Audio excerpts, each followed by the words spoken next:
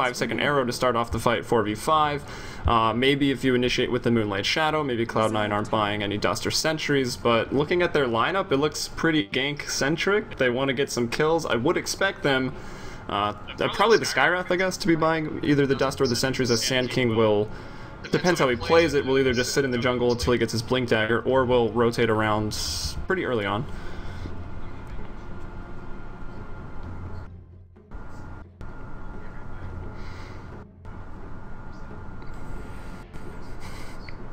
Everyone flame Merlini, because he's not casting for the next minute.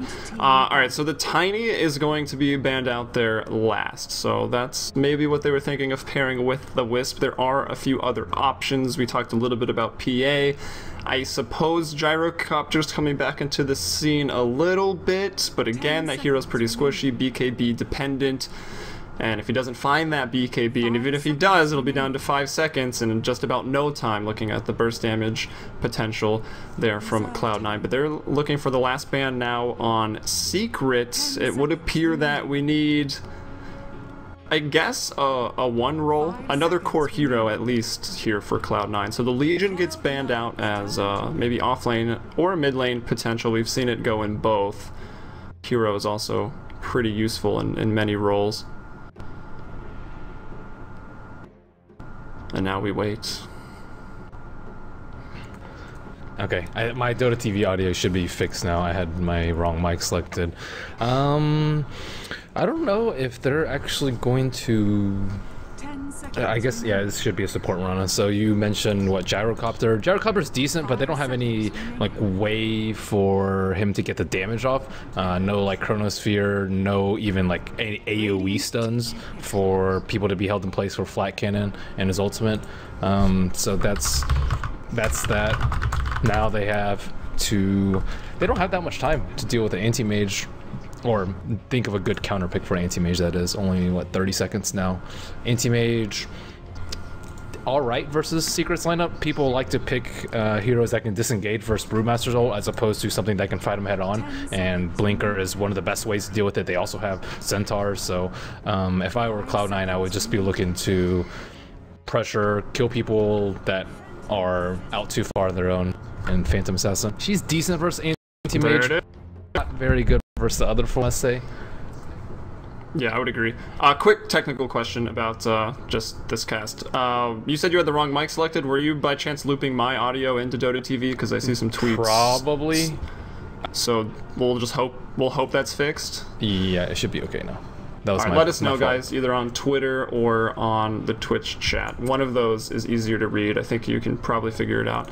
Yeah, alright, so Anti-Mage, Phantom Assassin, as we wait for everyone to pick up their heroes. Pylai Dai will be on the Sand King. Not too much of a surprise.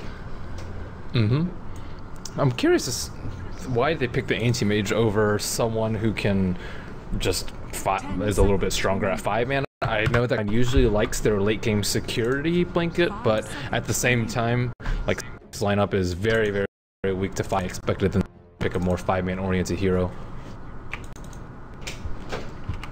EE does love his farmers, though. Yes, he does. I'm sure he's loving everything about 6.82 as he gets to play Naga and heroes like Terrorblade just about every other game. Naga, they both got nerfed badly. Or yeah, that's not true. Naga so much, but do you think the Terrorblade nerf is that bad? Just the extra damage out to the illusions? That guy's gotten hit a lot. He's very easy to shut down, or sorry, to lock down in teamfights. It's not terribly easy to shut down, but easy to lock down. And I mean, he's just getting hit everywhere, though. Yeah, I mean, still though, his tower pushing is terrifying. It gets online really early. The metamorphosis damage is still pretty unreal, but maybe a little bit easier to deal with it if you, you know, put your team's assets towards that. But here we go. Let's do some introductions. I'll start with Secret here as we start off on this game. The Summit 2 online group stage is brought to you by G2A.com. It's Secret on the Radiant. Puppy here on the Mirana shooting out an arrow, and it will land on Pylai Dai. Who else would it land on at the start of this game? Koro going to jump forward, and that's going to be the early first blood. So Kuroki off to a good start in his, well, now not so new role, but he is now a core hero. But he's playing on the PA. We've got S4 as mentioned. He'll be on the mid lane. We've got Simba. That's his new name, so it's just Simba playing the Nature's Prophet. Big Daddy No Tail on the EO, and yeah, I think we took care of everybody there. Yes, sir. And on Cloud 9, EE, Anti-Mage. Well, I'm actually surprised that he died there. They had vision over here, and one of his teammates pinged out. Sorry, Pilot Eye was downhill, and maybe that kill could have been avoided, but it was not the biggest deal. Pilot Eye on the Sand King, Fata on the mid Death Prophet, Aoi 2000 on the roaming Skyras, scouted out by Puppy on the Invis rune, and bottom we have Bone 7 on that Centaur Ward Runner. I was about to say Ward Chief. Man, these name changes. I've been calling it Centaur Windrunner on accident, so you did better than me. He does run like the wind. Stampede. Oh, look at this middle lane, though. The arrow, you'd never expect it to come from that angle. Puppy, poised up behind the middle tier 1, lands it onto Fada, and another early kill for Team Secret. They're out 2-0, and I mean, First Bloods, like we saw the one Pilot Eye give up, sure, it's the 400 gold. You don't give away too much because you don't have any gold to lose at that point of the game. The experience was split like 4 ways, but now the second kill coming out in the middle lane with, I guess, a 1-hero rotation because Big Daddy No Tail is obviously just in the middle lane. But a nice start for Secret. I really like their decision to put the Wisp and the PA in the mid lane because Death Prophet's extremely easy to deal with in levels 1 through 4, especially with the most recent nerf. So you can capitalize on that even more, and at the same time having Anti-Mage who's not completely self-sufficient on top. It's not a bad matchup versus the Nature's Prophet, but he still won't be able to free farm, and generally Cloud9 likes to secure their safe lane and then run around with their other 2 heroes. And Fada. Yeah. Fada's getting dove again in mid. Yeah, I feel like he's going to have trouble. He's at level 2 right now, and it's a duo lane, and they're both at level 2. Another arrow searching. It won't land, but I don't think they're going to need it. Big Daddy going to start tanking up the tower just a little bit. Crypt Swarm goes out, trying to at least net a kill for his troubles, but he won't find it. Big Daddy gets pretty low, and unfortunately, not only is there no Invoker, probably wouldn't have enough points in Exort anyways. Big Daddy gonna live. He's got that bottle up and running already early on. Now Pilot Die rotates over. Kuroki taking some tower hits. No points in Blur yet, but now here comes the overcharge. Another arrow gonna be dodged. Pilot Die expects it. And well, this nuisance of 3 heroes in the middle lane gonna find another rune and probably go back to killing. This is just really bad for the Death Prophet. She's level 2 right now, out-leveled by these 2 heroes in the mid lane. And when you're in a 1-on-2 situation and you're out-leveled, that's really bad. They might consider rotating in the Anti-Mage and having him try and farm mid and the Death Prophet try and catch up on top. It's not ideal, but at the same time, they can't let this PA get out of control. Yeah, I mean, at least you'd be able to blink away with the Anti-Mage, so he'd have some escape built in, although Puppy with his arrows from weird angles have been pretty effective. But let's check out Eternal Envy. Still farming very well, and I would expect that they can leave him here against the Nature's Prophet. He's 17-5, Nature's Prophet 3-1, because the supports have been there, like you said. Cloud9, they like to secure their safe lane. Aoi getting some stacks. Pilot Die getting some stacks. So securing the safe lane, securing the jungle, and an early Blink Dagger timing on Pilot Die. In mid again. Where's the help? They're stacking camps, man. Stack and farm. Stack and farm. And they... Yeah, well, actually, I guess some of those could be for Death Prophet, too, if she needs to catch up. Another dive. Sinking's there, but... Pilot Die's here. Trying for the double, but he can't find it. Kuro will get the kill. Still no points in Blur, so the tower will bring him down. AUI is going to be here as well. One more Arcane Bolt onto Big Daddy, or just an auto attack with that range, and that'll be enough. So Cloud9 on the board. It's now 4-2.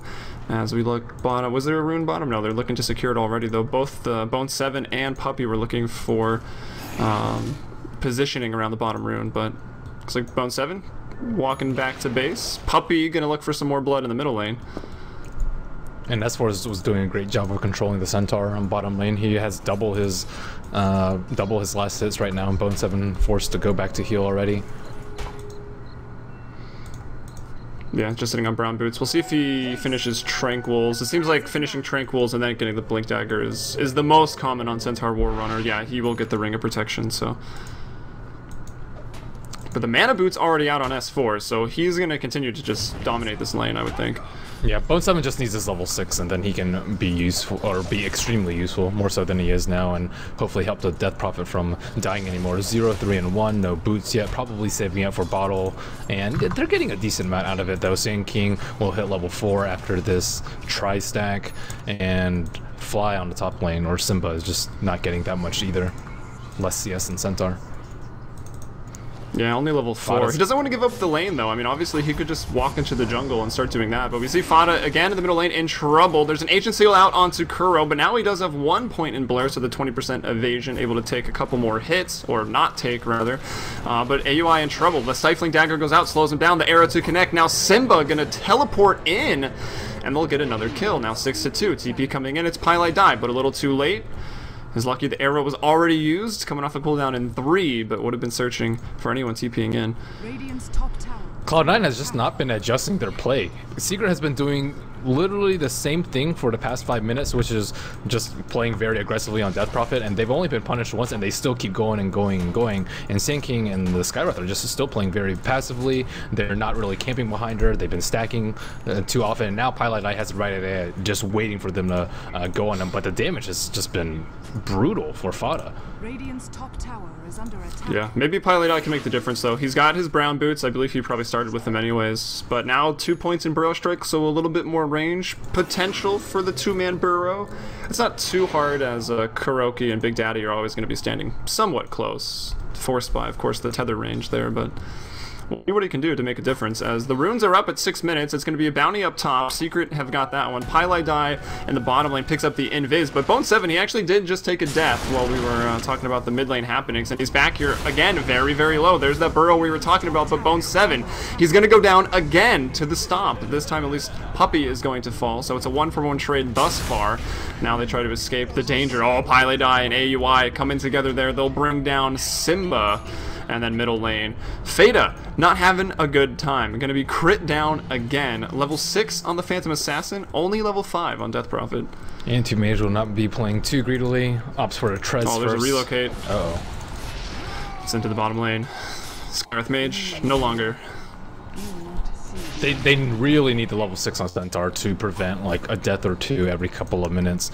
This PA and Wisp are just, I mean, absolutely crazy right now. If she gets this much farm, there's very little that C9 can do without a blink on Centaur, without a blink on Sand King. And Sand King, he went for the early bottle instead of just straight rushing blink. So we're looking probably like a post 12-minute blink for him. And Fada just has boots right now. Yeah, he's really hurting. Not going to be getting towards that phase. The drums, and well... Wow, he actually doesn't even have a bottle. Just checking the courier. There's only a TP and a Clarity on there. So just the Null Talisman he started with, and that is it. He's really, really hurting. Just looking at net worth, even though it's early, he's third to last. 1.4k being surpassed by even his own supports. Pylite Die ahead of his mid laner. And Simba looks like he might be in trouble from Pylite Eye. Yeah, there's that wraparound. And it is nighttime as well. It's about to flip over to day in about 10 seconds, but not before Simba falls. He tries to go for the Sprout to stop the vision. There's a blink from EE anyways. They will find the kill. A nice one. It's the first, putting EE on the board, as he will be looking towards that Battle Fury. Not a naked one, though. He does go for the treads. Claymore and 40 gold if he wants it. I don't know if this trade-off is worth it, just sacrificing Fada for EE's farm. They don't really have that great tools to deal with EE, though. No true good stuns except maybe a Lucky Arrow, Bone 7. Again. Yeah, in trouble again. The Sprout Arrow combo. And now they're going to throw the Primal Split into this as well. The first of the game. That will cancel the TP, and it will kill the Centaur War Runner 11-5 as they find another kill, and would hope to transition this one into some tower pushing as people dying so fast. Skywrath Mage going to get crit down. We've got Io. He's leaving. That was not a very far relocate. They were just hoping someone was there catching them out of position, but not going to do so. And that's a Blink Dagger up on S4 too, and luckily Fada had that haste rune, or else he would have died again. Yeah, as that would have got him out, because obviously that's who they were looking for. He's level 6 now, and he will opt to put the point in into his alt Exorcism, but with only 2 in Witchcraft, 3 in Crypt Swarm, we see a lot of the Death Prophet players like waiting till 8. Yeah, what is he at? 8-15? Yeah, there's not enough HP to deal with the PA and blinking Brewmaster. She's gonna die before she gets any damage out of her ultimate. Yeah, so that basically takes away your sustained team fight. You pick the Death Prophet, you like to keep her alive. The Exorcism on the battlefield, just being really annoying, does a ton of damage. Can transition those team fights into pushing, but not with Fada's current state. Maybe they give him some of the jungle, but I'm worried because as soon as Anti-Mage in the next minute or like 4 minutes here, picks up the Battle Fury. The jungle's going to be his, and then Fada's still really not going to have a place to farm. It's more so about the Blink Daggers on the Sand King and the Centaur that keep Fada alive rather than her own farm, because like even if she gets like phase and drum, she's still going to die very easily without proper counter initiate from those 2 AoE stunners. So Anti-Mage can still do a lot of work though. He's getting there. Yeah, 73 last hits, 18 denies. He's second in net worth. He doesn't have quite as many kills as Kuroki does, but they're about 100 gold between them. Kuroki at 5.1k, Anti-Mage at 5k, and then S4, who's been doing very well in the bottom lane at 4.7. They're smoked up now in the middle lane, looking for some more kills. We'll find a bounty rune as well, but it's, well, Cloud9 basically protecting Pylai Die right now. And like you said, it's the Blink Daggers that will keep him in the game, and even though Fade is around, they're giving the farm to Pylai Die, but here comes the dust. They're contesting this pool. If you pick a Sand King, the other team knows what you're doing with Sand King, and, well, they act on it. They've been very good about having sentries and dust and keeping up vision where Cloud9 is very, very vulnerable. They can't access their big camp right now, which will severely limit what they can do, because, as you said, like, Death Prophet kind of needs stacks, Sand King really needs his Blink Dagger, and Anti-Mage is going to be farming the jungle with Battle Fury. If they don't have those few camps accessible to them, rather, then they can't really farm their way back into the game. Yep, so Secret looking to basically keep the Dire jungle under wraps. They've been spending a bit of time in there. Obviously, I was just circling that ward. That is spotting out that bigger camp. As let me put it back to everyone's vision. S4 in the bottom lane, maybe waiting for some of his allies to TP in. Nope, not waiting at all. He's just going to go in, get the split off. There's no points in silence from Fada, so he can't stop it. And it's Brewmaster, 6.82C. That's a slower transformation now, so it's a little easier to cancel out. Some slight nerfs to the hero as they try to chase Bone 7. Sifling Dagger going to connect. No way to disjoin it because Bone 7 is behind. No Blink Dagger. Pylai Die now. Upper middle ground here on the Dire jungle, and he's going to go down. Big Daddy with the spirits to the face, picking up a double kill. Actually, are they relocating as well? Oh no, that was just Simba going back to base. So kills all across the map for Team Secret. They lead by 10 right now. Quickly checking out the graphs. Already 5,000 gold advantage. About 2,000 experience. That was a slow stampede for Team Secret from Centaur. Death Prophet was like trying to bait out some spells and then try and counter gank with Skywrath and the Sand King, or Skywrath and the Centaur, but she just got caught by the Panda ultimate. If the Stampede came like a second later, she would have just been able to run away, and they would have to chase her down with Cyclone and maybe only lose like 1 out of that engagement. But they just have to invest so many resources to protect Fada, who just has phase boost right now. She's like a huge liability at this point, and not even close to being the tower pushing threat that she usually is. Yeah, and I mean, if you stampede to get away from the Brew ultimate, then you've got to worry about then being in a lane by yourself, or just being in a lane even with your team at this point, because the relocate's going to be there as well. Stampede will also help disengage from that. Although I believe both of those ultimates were used in about the same place, both the Primal Spirit and the relocate across the map there. So 13 minutes in, Bounty Rune, Pylai Die's got it. He is a little more than halfway to the Blink Dagger, but still a ways off as he keeps going down. His stack was contested. Maybe they can find a kill on S4, but he's got a Blink Dagger and can just go to the trees. On bottom. If Fada pushes up too far, he's gonna die. Yeah, well, 1v4 for now, but help's coming in, and there it is, the relocate. They're looking straight for Fada. He's going to go down. Kuroki jumps over to AUI. AUI going to go down. Everyone melting like butter right now to the strong right click. Let's look at Phantom Assassin's items. Also going for a Battle Fury, but he's got a Perseverance in the form of a Wisp, so he just starts with the Broadsword and the Claymore. Big right click means big crits. I mean, I thought the Cloud9 would have seen that relocate coming, though. It's the Death Prophet with just highly underfarmed. They're pushing down their T1. If Secret lets that T1 go, that's like 2 Blink Daggers for the side of Cloud9 that they don't really want to give up at all. So it's pretty clear that Secret's going to defend that tower, and they were just not in a good position to defend that. Still, Centaur will have his Blink Dagger around that 14-minute mark. Sand King closing on his, just about 500 more gold left for that. Yeah, that'll be when Cloud9 really needs to make a stand to get back into this game because, well, the two core heroes aren't going to start farming. PA picked up her Battle Fury, and just a couple seconds after, Anti-Mage, played by Eternal Envy, found his Battle Fury. So they're ready to go. They're ready to fight. PA probably going to be fighting a little bit more than the Anti-Mage, who will just want to farm. Actually, let's look at his skill build.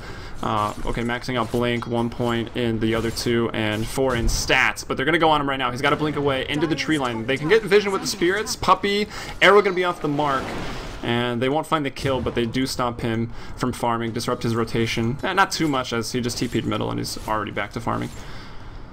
Still, maybe they can bait out a blink and go for a relocate, but EE senses something's awry, and looks like they're actually going to make their first offensive move in a very long time on the back of Bone 7's Blink Dagger.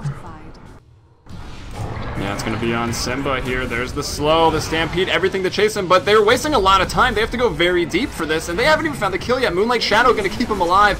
The relocate in and some other TPs, the Brewmaster Primal split, the relocate, and Cloud9, their first offensive goes terribly wrong.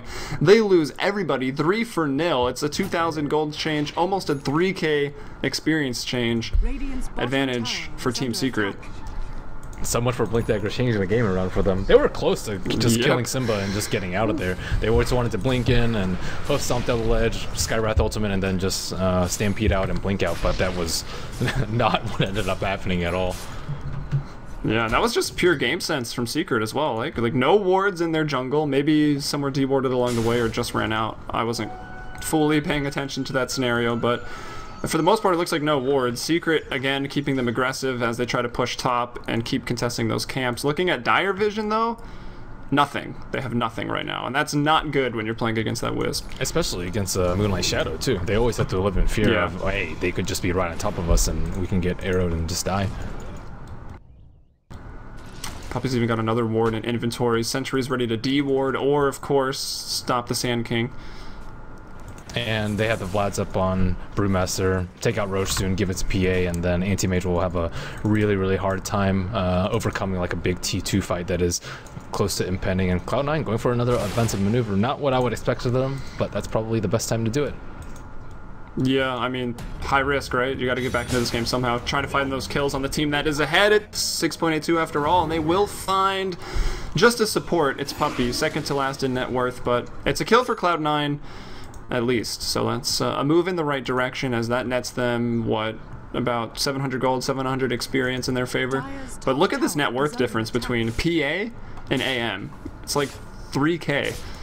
They just need to get quick kills in and out, and they have the right heroes to do so. Like Sand King and Skywrath can just blow someone up in probably less than a second's time, and then they won't have time to relocate or TP support back. But they're blowing through their smokes like no other, and hopefully they will get this D1 out of there. EE. Yeah, this is the third, right? This is going to be on cooldown now for 10 minutes, so...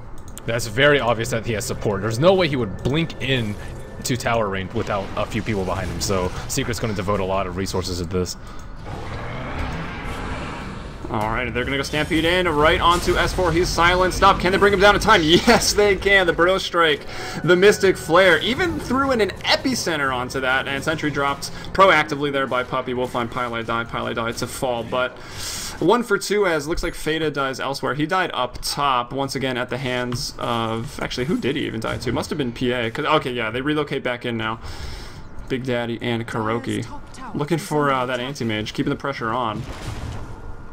It's still really difficult to kill the Anti-Mage, though. Maybe if they get a Basher up on Phantom Assassin, but it looks like nobody is going for any sort of items. What do you think about Orchid for Simba on the Prophet? Orchid would be nice, too. But he's still pretty squishy, too. He can't really be in the middle of the fight. And he needs some way to actually like catch up to the Anti-Mage, too, unless he has Prophet powers with teleportation.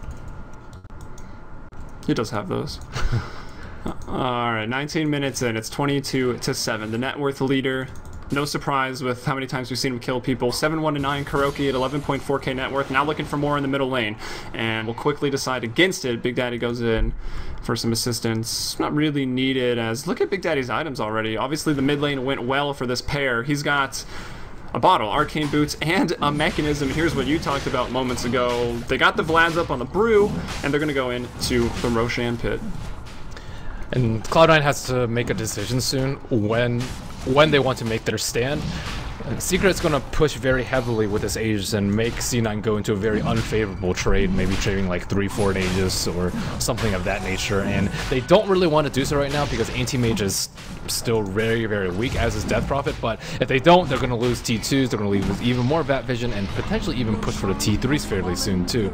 So Cloud9 has to decide, is AE going to be farmed enough? I absolutely do not think he is, but at the same time, they can't really hold a base push 4-on-5. So Cloud9's in a very bad position right now, and they're going to have to just probably do what's the lesser of two evils. Yeah.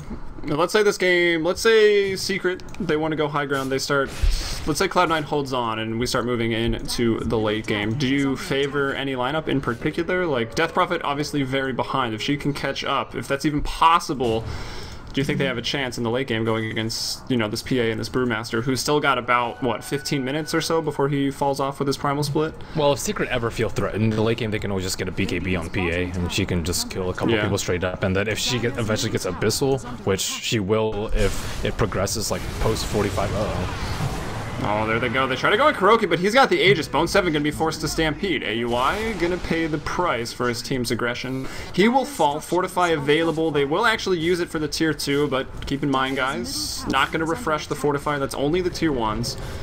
At least for now. Wait until 6.82D, I guess. Yeah, and still posting up outside the base, and I mean, just look at Fada. He has phase boots and a Sage's mask. That's it. Value. Remember when we were talking about his HP? He had like 815. Now he has like not. He's got like 100 more since then. It's close to like one-shot territory with Phantom Assassin, especially once she gets level 16. It's really dangerous times for old Death Prophet.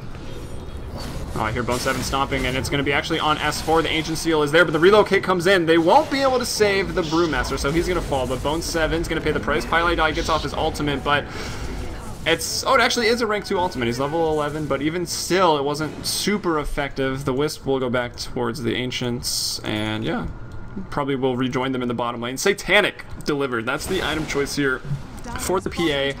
I was expecting the Basher into Abyssal just, you know, to lock down the Anti-Mage, but we'll go for Satanic. This is a much safer build because you can't really die to like a Blink Hoof Stomp, Double Edge, and Skywrath ulti, and possibly even like a Blink Burrow Strike if No Tail is positioned properly and uses his mech.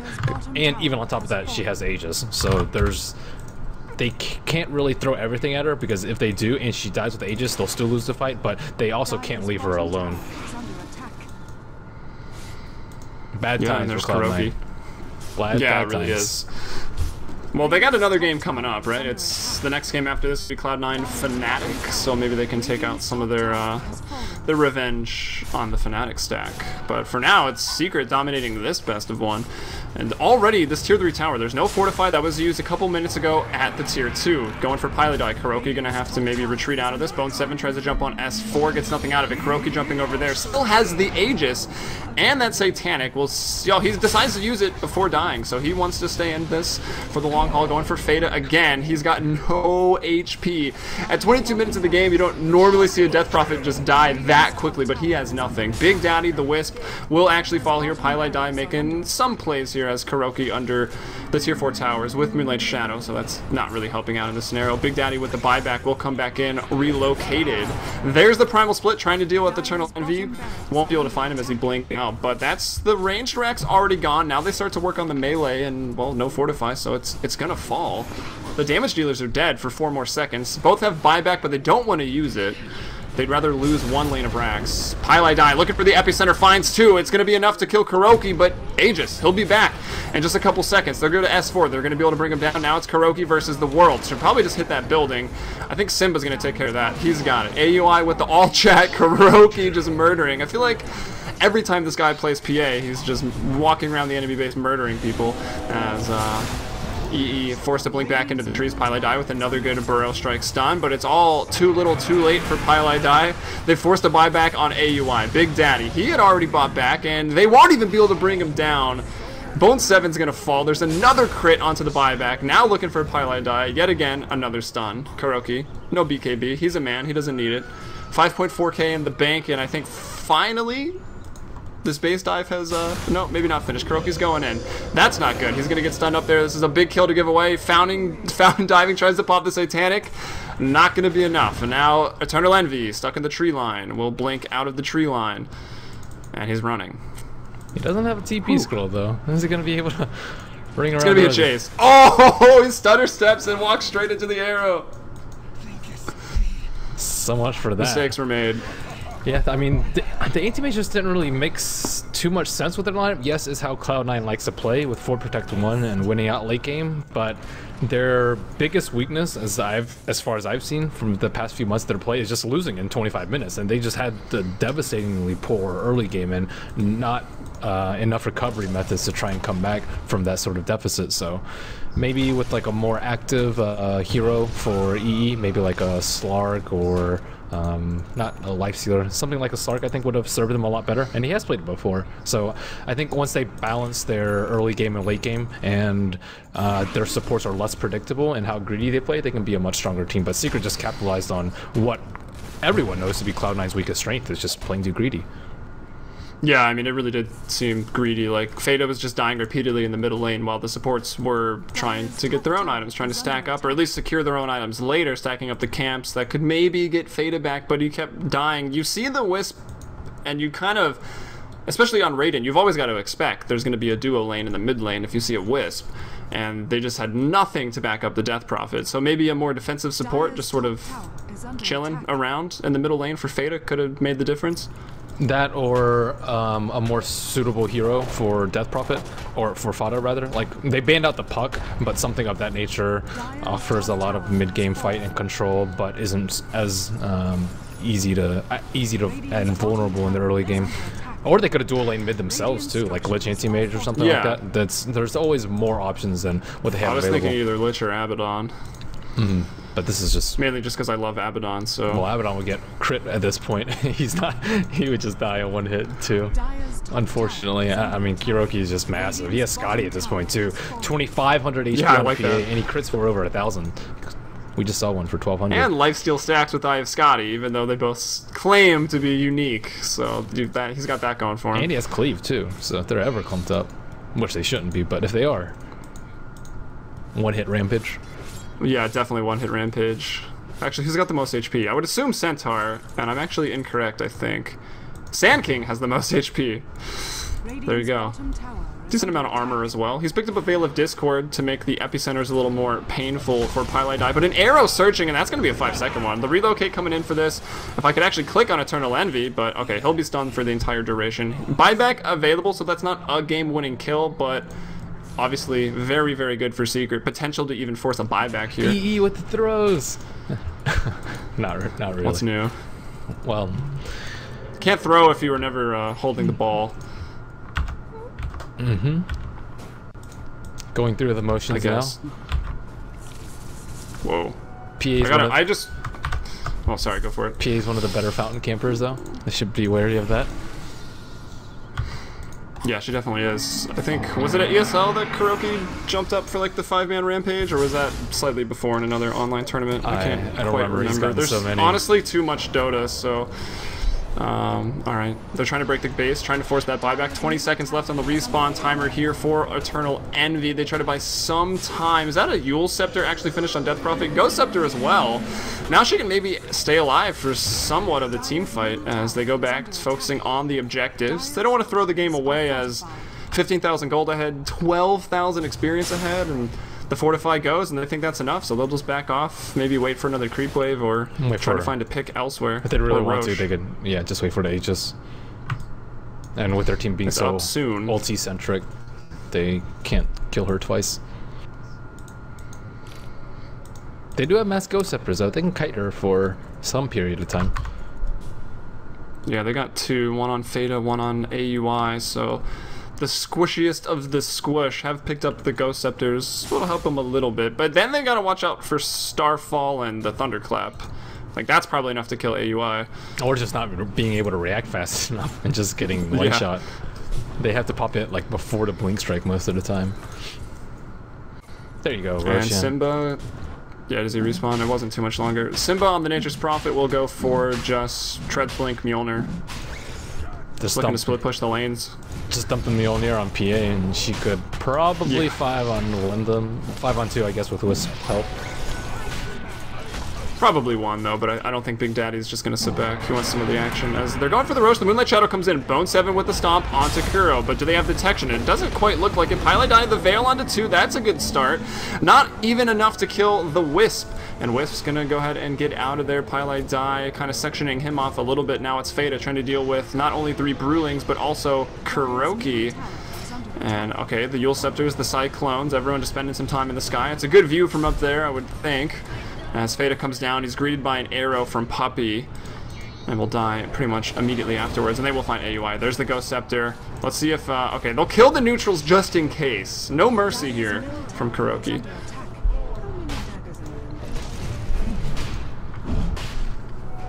Now back to Roche.